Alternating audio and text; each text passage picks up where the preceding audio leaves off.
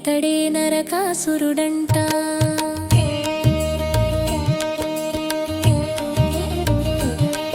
నరుడే అసురుడైతే అతడే నరకాసురుడంట.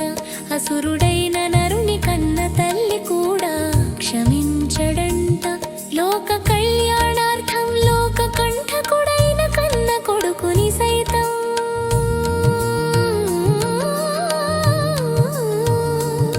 అంతమొందించునట.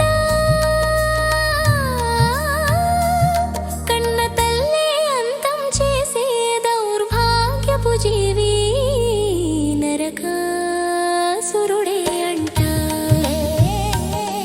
ఈ నరకాసురుడే అంట.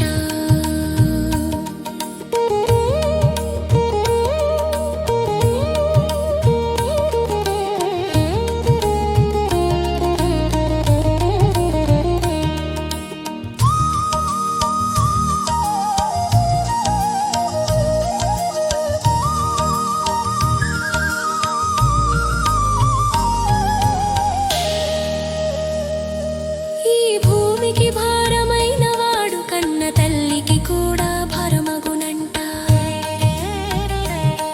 కన్న పేగు ప్రేమను కన్న పేగు బంధాన్ని కూడా మరపించునంట.